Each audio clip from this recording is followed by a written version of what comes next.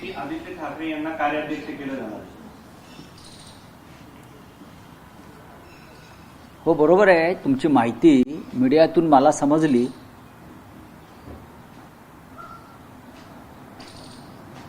हे जे निर्णय असतात ते पक्षामध्ये शिवसेना पक्षप्रमुख उद्धव ठाकरे यांच्या नेतृत्वाखाली घेतले जातात. माननीय उद्धव ठाकरे सुद्धा कालांतराने पक्षाचे कार्याध्यक्ष झाले होते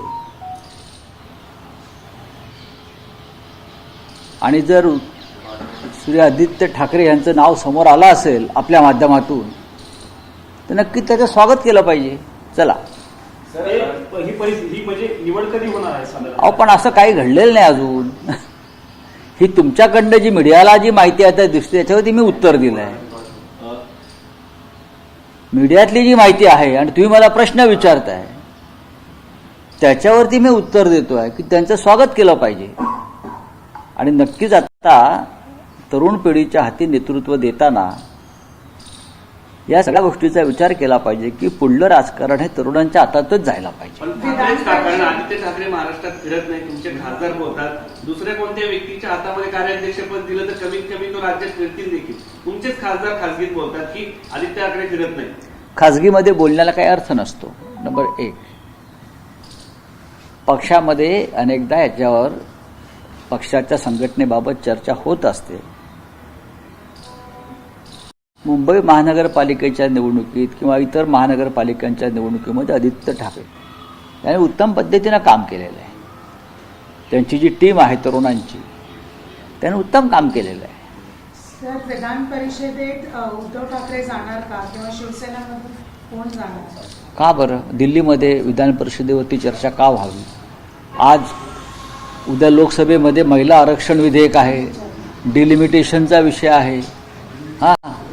या बिलांमुळे देशामध्ये एक आग लागलेली आहे.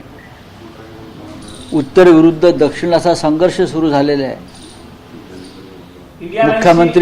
मुख्यमंत्री स्टालिन यांनी सरकारला एक इशारा दिलेला आहे. हे अत्यंत गंभीर विषय आहे. विधान परिषदेमध्ये कोण जाणार किंवा अन्य काही गोष्टी होणार की नाहीत याच्यासाठी आपल्याकडे भरपूर वेळ आहे चर्चा करायला. याला एक प्रश्न आहे की तुमची भूमिका काय असणार नेमकी या कायद्याला विरोध करण्याची असणार? कारण मुंबईत किशोरी पेडणेकर आणि प्रियांका चतुर्वेदी दोघांनी मिस कॉल दिलेला आहे भाजपला या निमित्ताने. मिस कॉल मिस कॉलच असतो बरं का. तुम्ही मिस कॉल जेवढं काय घेऊन बसला ते लक्षात घ्या की महिला आरक्षणासंदर्भात शिवसेनेची भूमिका ही पहिल्यापासून स्पष्ट आहे. महिलांच्या राजकीय हिताआड शिवसेना कधीही आलेली नाही, येणार नाही. आणि महाराष्ट्राचं म्हणाल तर महाराष्ट्र हे पहिलं राज्य आहे ज्यांनी महिला आरक्षणाची, महिला राजकीय आरक्षणाची स्थानिक स्वराज्य संस्थांमध्ये ही मुहूर्तमेढ रोवलेली आहे. तो महाराष्ट्र.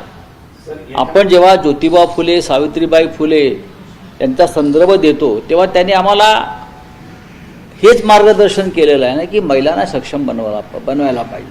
तसं नसतं तर आज मुंबईच्या महापौरपदी महिला नसत्या किंवा विधिमंडळामध्ये महिला नसत्या. हे एक ऐतिहासिक पाऊल आहे असं नरेंद्र मोदी सांगतायत.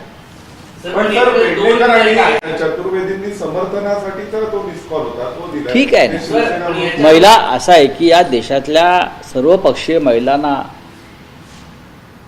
हे विधेयक आपलं वाटत असेल तर त्याला शिवसेनेनं किंवा अन्य कोणत्याही पक्षाने विरोध केलं. ज्या पद्धतीनं मतदारसंघाची पुनर्रचना न करता, ज्या पद्धतीनं जनगणनेची सुरुवात न करता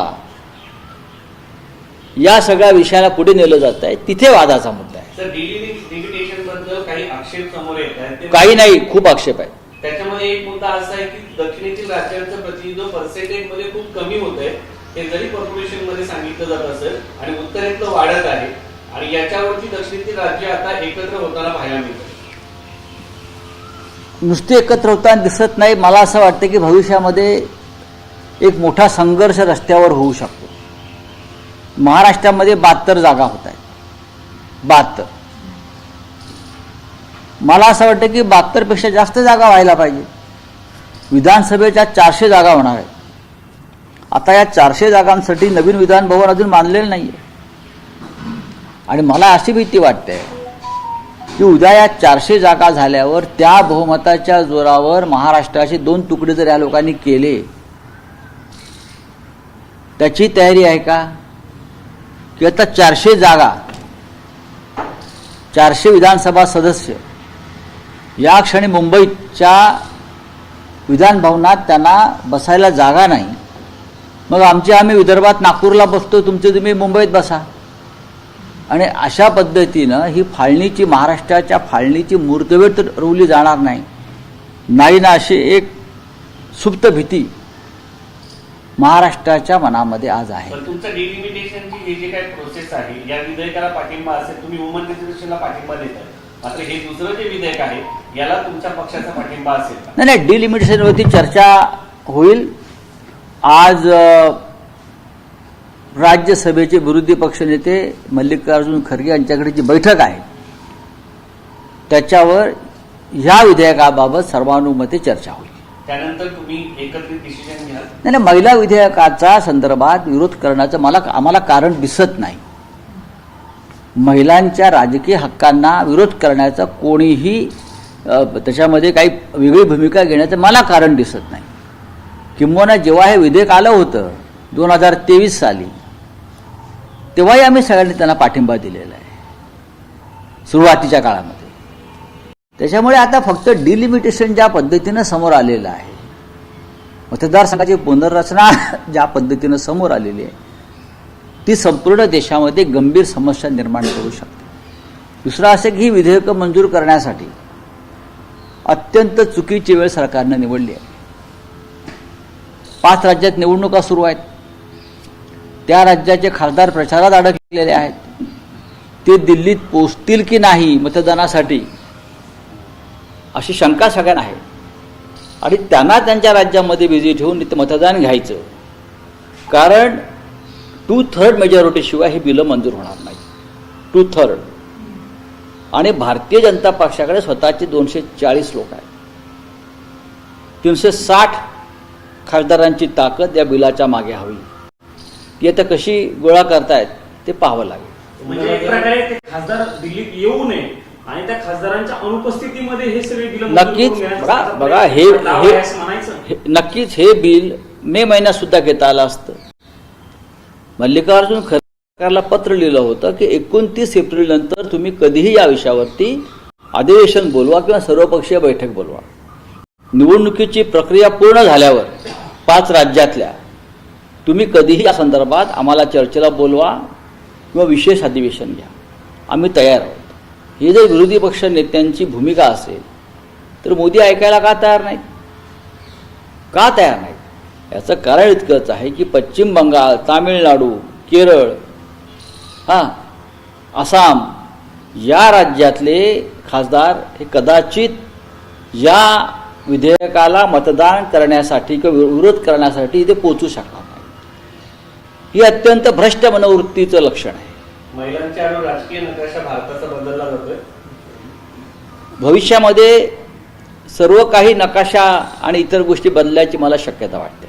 सर, प्रश्न मुंबईशी संबंधित आहे. मुंबई ड्रग ओव्हरडोसनी 2 तरुणांचा मृत्यू झाल्याचं कळते आणि त्या पार्श्वभूमीवर नाशिकमधल्या धर्मांतरण प्रकरणात वेगवेगळे अँगल समोर येते. विदेशातला अँगल चर्चेला जातो. या संदर्भात राज्याच्या मुख्यमंत्र्यांनी तोंड उघडलंय का गांभीर्यानं?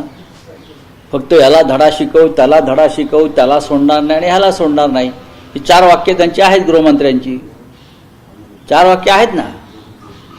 मिसकॉल जो दिला मागतायत, मिसकॉल या विधेयकासाठी महिलांच्या, आणि भाजपच्या ज्या नेत्या आहेत त्या घरोघर जात आहेत पुष्पगुच्छ घेऊन. त्यांनी नाशिकमध्ये असंख्य महिलांचं शोषण होत असताना सरकार काय करत होतं या संदर्भात बोलायला पाहिजे. नाशिकमध्ये साधारण 3 भोंदू बाबांनी मिळून 500पेक्षा जास्त महिलांचं शोषण केलं. सरकार झोपलं होतं का? आता अमरावतीचं एक प्रकरण आलंय. अमरावतीचं प्रकरण आलं. साधारण गेल्या 3 ते 4 वर्षामध्ये देवेंद्र फडणवीस यांच्या कारकिर्दीत हजारावर जास्त महिलांचं शोषण झालं आहे. आणि तुम्ही मिसकॉल मागताय का आमच्याकडे? मिसकॉल मागताय विधेयकाला पाठिंबा देण्यासाठी? काय करताय तुमचं गृह खातं महिलांच्या रक्षणासंदर्भात, सुरक्षेसंदर्भात, त्यांच्या आबरूच्या रक्षणासंदर्भात? ह्याच्यावर जरा बोला देवेंद्रजी, आणि तुमच्या महिला आघाडीला बोलायला सांगा. 2 गोण्या सर कागदपत्र एक मिनिट. याच प्रकरणाच्या अनुषंगाने म्हणजे ड्रग्सचं प्रकरण समोर आलेलं आहे. 2 दिवसांमध्ये राज्याची उपराजधानी असलेल्या नागपूरमध्ये कित्येक कोटींचे ड्रग पकडलं गेलेलं आहे. हे सगळं ड्रग राज्याच्या पोलिसांनी कारवाई करून नाही, ते राष्ट्रीय पातळीवरच्या यंत्रणांनी कारवाई केली. बघा की ड्रगची सगळ्यात मोठी फॅक्टरी कुठे सापडली? साताऱ्यात सापडली. काय केलं देवेंद्र फडणवीसांनी? त्यातल्या मुख्य आरोपींना वाचवण्याचा प्रयत्न केलाय की नाही हे त्यांनी आपल्या छातीवरती हात ठेवून सांगावं. मॅन्ड्रेकची सगळ्यात मोठी फॅक्टरी, ड्रगची सगळ्यात मोठी फॅक्टरी या महाराष्ट्राच्या साताऱ्यामध्ये. काय केलं तुम्ही मला सांगा ना. तुमच्या पोलीस अधीक्षकाने किती लोकांना त्यात वाचवलं आणि तुमचे काय आदेश होते? तुम्ही कसे फोन करत होतात? हा सगळा ड्रगचा पैसा हा राजकारणामध्ये आलेला आहे. मुंबईमध्ये मुलं मेली तरुण. खुलेआम ड्रगचा व्यापार मुंबईसारख्या शहरात, नागपूरसारख्या शहरात, पुण्यासारख्या शहरात, सगळ्या मोठ्या शहरामध्ये, नाशिकमध्ये शाळेच्या बाहेर, कॉलेजच्या बाहेर ड्रग्स विकलं जात आहे खुलेआम. आम्ही मोर्चे काढले त्याच्यावर नाशिक आणि पुण्यामध्ये. सुषमा अंधारी भूमिका मांडताय बरं का? तर या सगळ्या संदर्भामध्ये तुम्ही काय करणार आहात? आणि हा सगळ्या ड्रग्सचा आंतरराष्ट्रीय केंद्रबिंदू हे गुजरातमधलं मुंद्रा पोर्ट आहे. हे किती वेळा आम्ही सांगायचं? मुंद्रा पोर्टवर हा सगळा माल उतरतो आणि अख्ख्या देशामध्ये वितरित केला जातो. सर, एकीकडे अमित शहा म्हणतात मी नक्षलमुक्त भारत केला आणि दुसरीकडे ड्रगयुक्त भारत होताना पाहायला मिळतोय. गेल्या अनेक वर्षांपासून गृहमंत्री आहेत देशाच्या गृहमंत्र्यांनी नव्हे तर राज्याच्या गृहमंत्र्यांनी निवडणुकांच्या प्रचारापेक्षा राज्याच्या आणि देशाच्या कायदा सुव्यवस्थेकडे लक्ष देणं गरजेचं आहे. निवडणुका होत असतात, होत राहतील. चला, थँक्यू. सर 2 गोण्या मालमत्ता कागदपत्र बोलून हा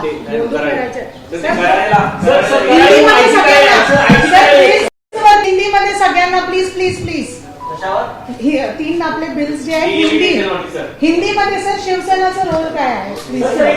सगळे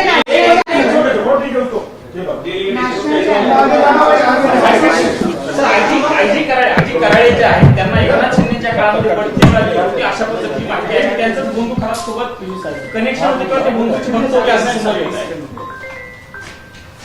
बोले. एक मिनिट रोलिंग.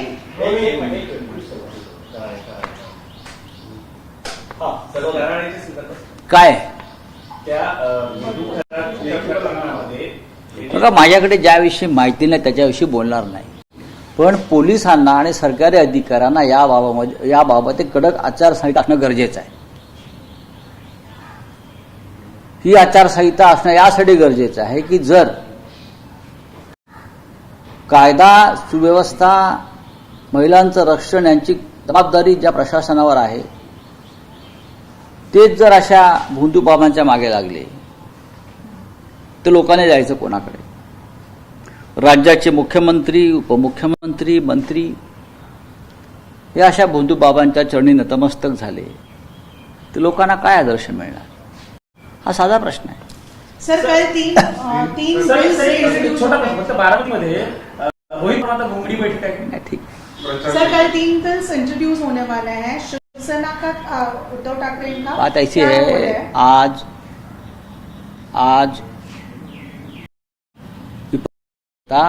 खरगे साहब के यहाँ इंडिया ब्लॉक की बैठक है, मीटिंग है, उसमें चर्चा होगी. महिला आरक्षण के बारे में सभी पार्टियों का लगभग ऐसा लगता है कि महिलाओं को आरक्षण मिलना चाहिए, राजनीतिक उनका जो हक है वो मिलना चाहिए. उसमें कोई मोदी जी की कोई बहुत बड़ी जरूरत नहीं है. महाराष्ट्र तो सबसे पहला राज्य है कि दिया है. लेकिन महिला के आड़ में आप सरकार से डिलिमिटेशन का जो एक फंडा लाया है उससे इस देश में एक राजनीतिक असमतोल पैदा होने जा रहा है। नॉर्थ वर्सेस साउथ, उत्तर वर्सेस दक्षिण का एक संघर्ष भड़क रहा है। स्टालिन साहब ने इशारा दिया है और अगर ये भड़क गया तो देश में एक अराजकता फैल जाएगी, इतना मैं कहूंगा। बिहार में आज बीजेपी का पहला मुख्यमंत्री सर डिलिमिट